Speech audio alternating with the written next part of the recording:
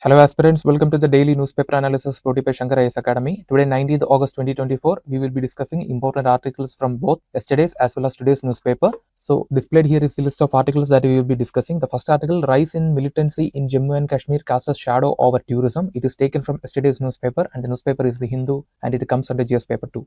And the second article is about National Mineral Development Corporation. It is also taken from yesterday's newspaper and the newspaper is Hindu and it comes under GS paper 3. And the third article, From El Nino to La Niña is respite at last in sight.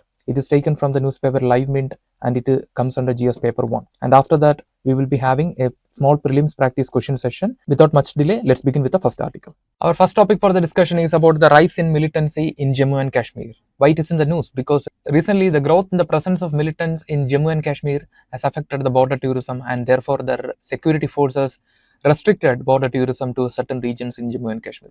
In this background, let us discuss what are the major causes for the militancy in Jammu and Kashmir and what are the key initiatives taken by the government of India to deal with the militancy in Jammu and Kashmir. First, we will begin with the major causes for the militancy in Jammu and Kashmir. The first major cause is political alienation that includes the erosion of autonomy under Article 370 and unstable elections since 1987. And this led to widespread disillusionment among the people and also fueling anti-Indian sentiment in Jammu and Kashmir. And second most reason is socio-economic factors. We know that underdevelopment is always a fertile land for deviant activities.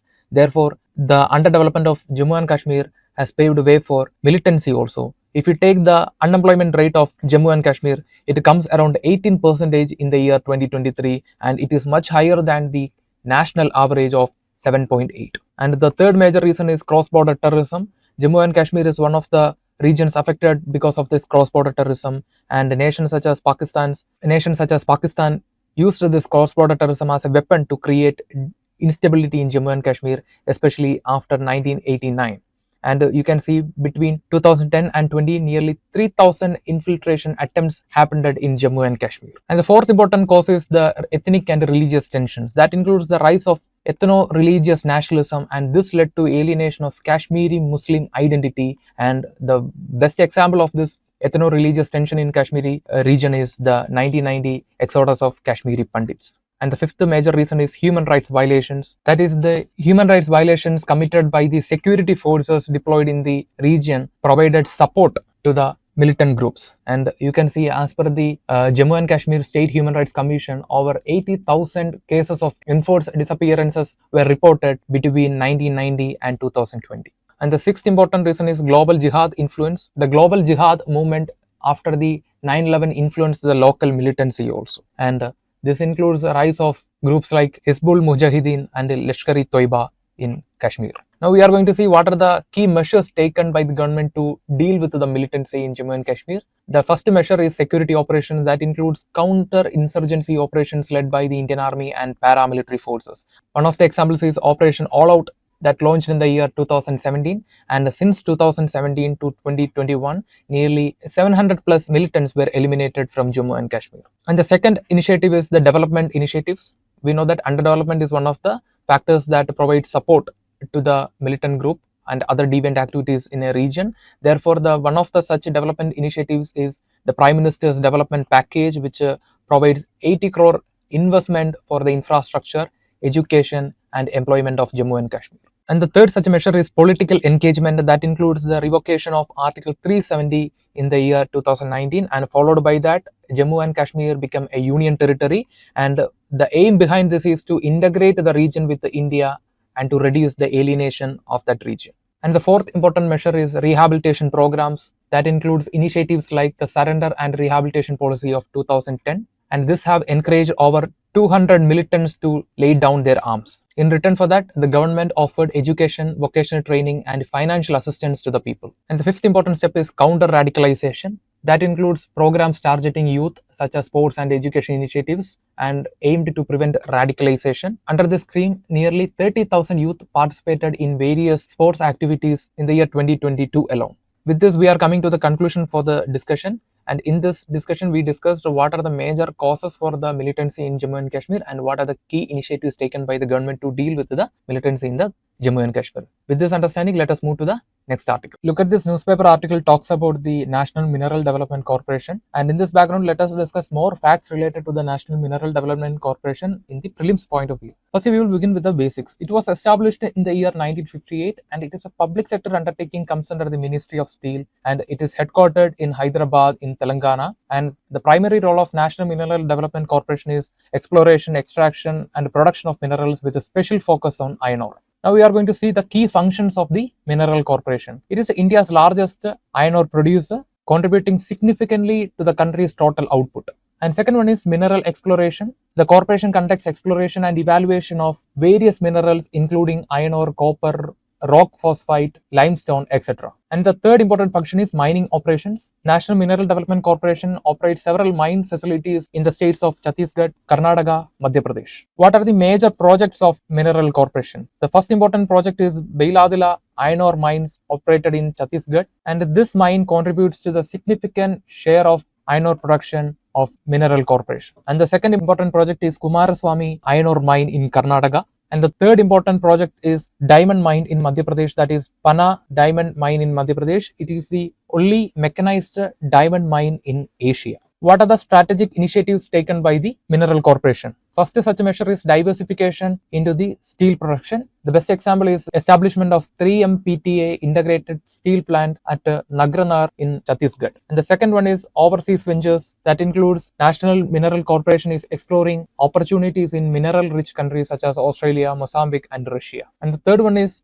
focus on research and development, and this is to enhance mining efficiency, environmental sustainability and the development of new technologies. Coming to the financial performance of National Mineral Development Corporation, the major source of the corporation is the revenue from iron ore sale, and the National Mineral Development Corporation is known for making consistent profit. At the same time, it is one of the top performing public sector undertakings in India. Coming to the social and environmental responsibility of the National Mineral Development Corporation, the National Mineral Development Corporation is committed to the corporate social responsibility because undertakes activities with a special focus on healthcare, education, skill development and infrastructure. Coming to the environmental responsibility, National Mineral Development Corporation is committed to sustainable mining practices, afforestation, water management and carbon reduction. What are the challenges faced by the National Mineral Development Corporation?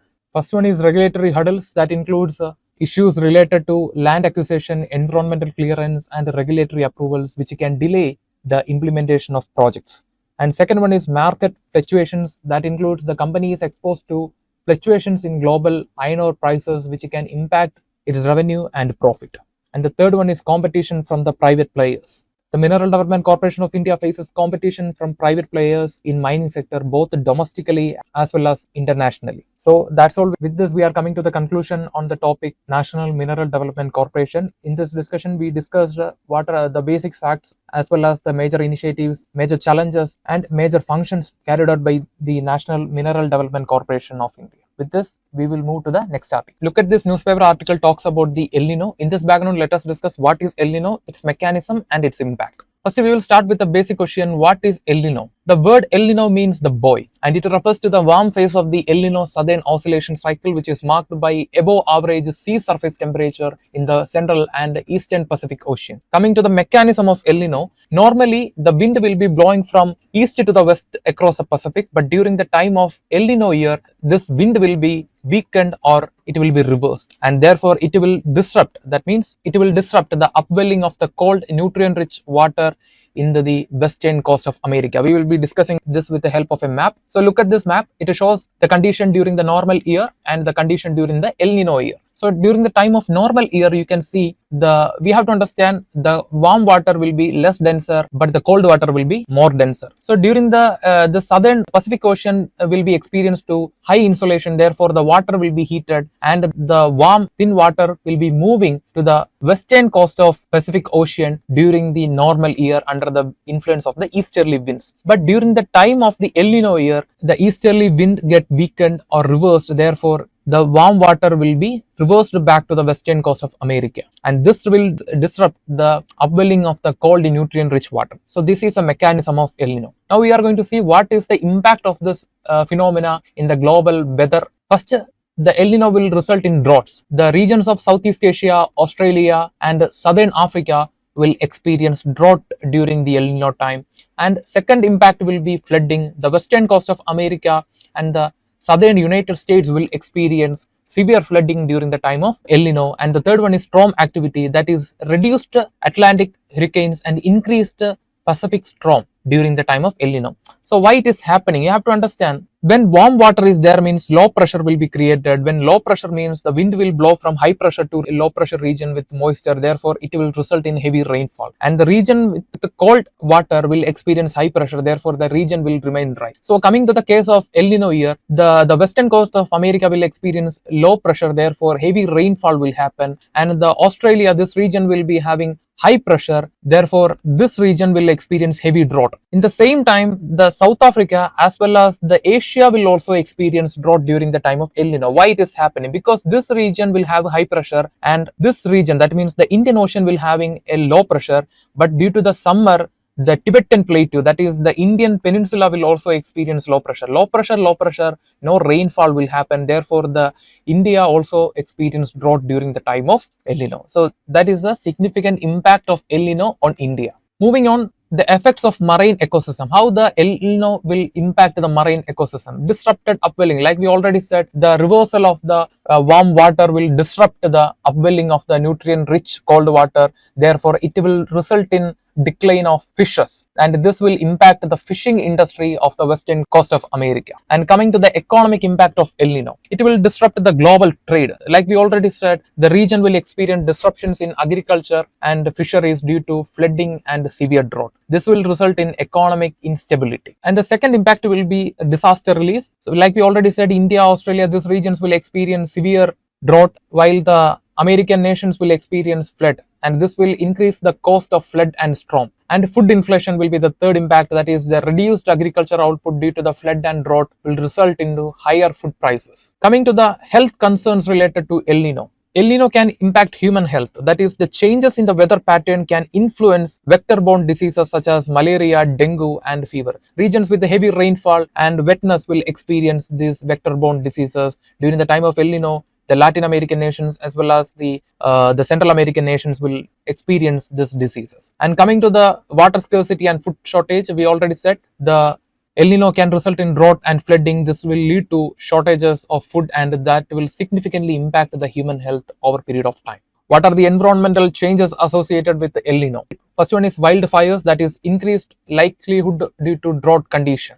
The affected regions, the drought affected regions will experience wildfire. And second will be ecosystem disruptions, that includes altered weather pattern can disrupt habitats and biodiversity, particularly in sensitive eco zones. And third is temperature extremes. The El Nino year will be marked with high temperature in regions of South Asia and Africa. So higher than the normal temperatures in India can lead to phenomena such as heat waves and its related health issues, and even increase in the mortality rate. Coming to the impact on India. India will be experiencing weakened Indian monsoon during the time of El Nino. Like we already said, high pressure zone in the Indian Ocean will be replaced with a low pressure zone. Therefore, the Indian plate is also heated and in a condition of low pressure, and the Indian Ocean is also in a low pressure condition. Therefore, low pressure, no rainfall will happen. Therefore, a weakened monsoon will be experienced in India during the time of El Nino. That is below average rainfall during the summer months. And the second impact will be, like we already said, reduced rainfall, that is droughts in key agriculture regions such as Punjab, Haryana, UP and Maharashtra. These regions will experience heavy drought, therefore it will affect the agriculture production. And the third impact will be lower yield, that includes lower yield of the staple food items such as rice, wheat and sugarcane. And the fourth important impact will be on economy, that is decreased income for farmers and food shortages. This will lead to increase in the food prices. With this, we are coming to the conclusion for this topic, and in this topic we discussed what is El Nino, the mechanism of El Nino, and what are the impact of El Nino in various fields, and especially the impact of El Nino in India. Welcome to our daily prelims practice question session. The first question, which of the following acts governs the mining operations of National Mineral Development Corporation in India? Option A, the Coal Mines Special Provisions Act 2015. Option B, the Mines and Mineral Development and Regulation Act 1957. And option C, the Mineral Conservation and Development Rules 1988. And option D, the Indian Mining Act 1961. The correct answer is option B, the Mines and Minerals Development and Regulation Act of 1957. It governs the mining operations of Mineral Development Corporation in India. And the second question is related to El Nino. The question is, which of the following statements is or are correct regarding El Nino? Statement 1, El Nino is characterized by unusual warm sea surface temperature in Central and Eastern Pacific Ocean near the equator. Statement 2, El Nino events typically lead to increased rainfall in Indian subcontinent. And statement 3, El Nino can lead to weakening of trade winds across the Pacific Ocean. Select the correct answer using the code given below. Option A, 1 only. Option B, 1 and 3 only. Option C, 1 and 2 only. Option D, 1, 2 and 3. The correct answer is option B, 1 and 3 only. The statement 2 is incorrect because El Nino events typically lead to less rainfall in the Indian subcontinent because of the low pressure in the Indian Ocean and the low pressure in the Indian subcontinent. Low pressure, no rainfall will happen. Therefore, the Indian subcontinent will only experience less rainfall during the El Nino time. And the third question, which of the following statements is or are correct regarding the Siachen Glacier? Statement 1, the Siachen Glacier is located in the eastern Karakoram range in the Himalayas. Statement 2, it is the longest glacier in the Karakoram range and the second longest in the world's non-polar regions. And the statement 3, the Siachen Glacier demarcates the boundary between India and China. Select the correct answer using the code given below. Option A, 1 and 2 only. Option B, 2 and 3 only. Option C, 1 and 3 only. And option D, 1, 2 and 3. The correct answer is option A, 1 and 2 only. The third statement is incorrect. The Siachen Glacier demarcates the boundary between India and China. It is the incorrect statement. With this, we are coming to the conclusion for today's discussion. If you like the video, don't forget to subscribe and also hit the bell icon to receive on-time update, and also hit the like button and give your feedbacks as comments, and also share this content with your friends to make the competition more healthy. Thank you. Have a nice day.